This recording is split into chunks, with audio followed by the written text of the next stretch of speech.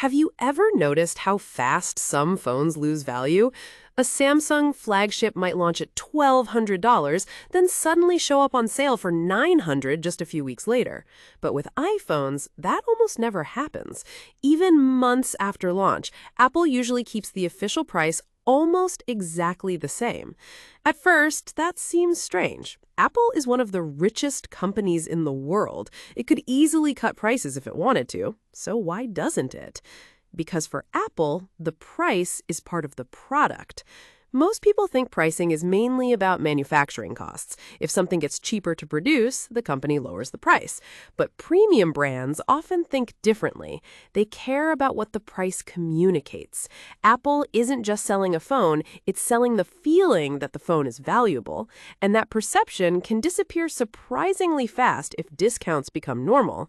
Think about how people shop for TVs. If you know a certain TV goes on sale every month, paying full price starts to feel stupid, so customers wait. Then the sale price becomes the real price in their minds. Businesses call this a reference price. Once customers believe the true value is lower, it becomes very difficult to convince them to pay full price again. Apple works hard to avoid creating that habit. By keeping iPhone pricing stable, Apple trains customers to believe the launch price is legitimate. If you want the newest iPhone, there's less reason to wait around for a massive official discount, because history says it probably isn't coming. That creates stronger launch demand and protects the iPhone's premium image. And premium image matters more than most people realize. Luxury brands rarely run huge sales because discounts can accidentally signal weakness.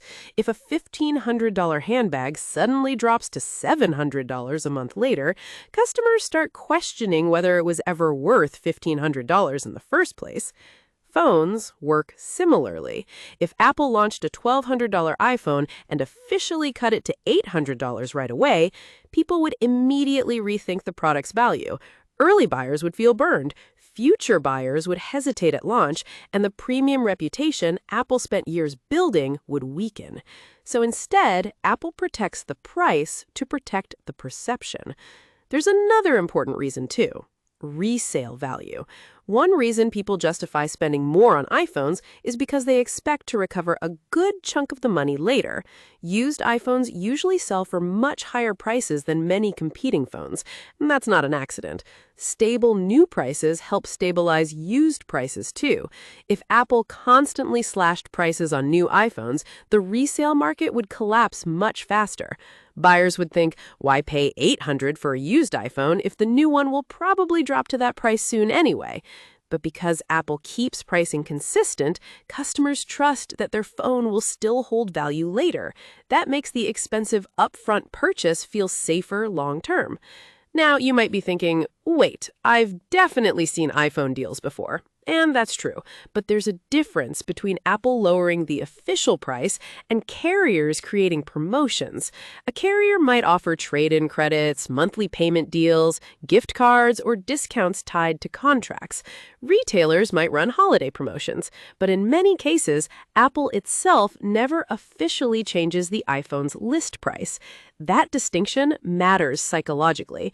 The customer still sees a deal, but Apple protects the idea that the iPhone itself remains premium and consistently valuable. Samsung, meanwhile, plays a different game. It releases many more models, competes inside the crowded Android market, and often uses aggressive discounts to drive volume quickly. Neither strategy is automatically right or wrong. They're optimized for different goals. Samsung focuses more on moving units. Apple focuses more on maintaining pricing power over time. And that's the real lesson here. Apple understands that a strong brand is one of the most valuable assets a company can have. Sometimes protecting that brand is worth more than chasing a short-term spike in sales. Because when customers believe a product keeps its value, they're often willing to pay more for it in the first place.